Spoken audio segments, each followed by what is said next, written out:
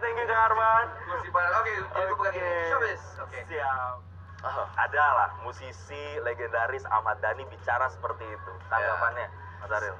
Saya sebenarnya nggak tahu juga ya, maksudnya kekanak-kanakan itu seperti apa. Nah, sekarang pemirsa sudah bersama dengan salah satu yang berjuang juga nih untuk bisa ini sama-sama hak penyanyi, hak pencipta lagu itu benar-benar bisa dapat win-win solution. Ada Ya, betul. Ariel Noah di sini.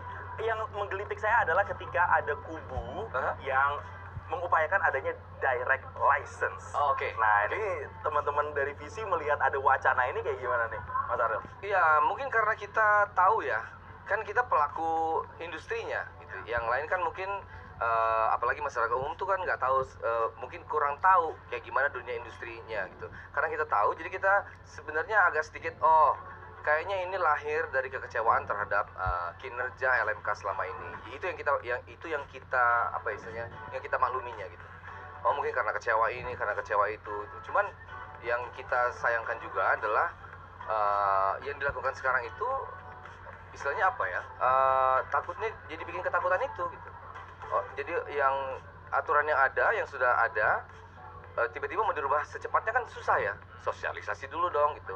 Ya agak panjang itu yang kita khawatirkan. Tapi kita tahu kenapanya, kayaknya gara-gara kekecewaan itu kayaknya. Oke. Tapi Mas Ariel, ketika melihat ini akhirnya teman-teman musisi bersatu menyuarakan ini semata-mata karena kasus yang ramai Agnes Mo itu kemudian di pengadilan itu harus membayar 1,5 miliar, atau sebenarnya memang ini sudah praktik bertahun-tahun yang tidak ada kejelasan, makanya akhirnya kemudian gerakan ini hadir gitu.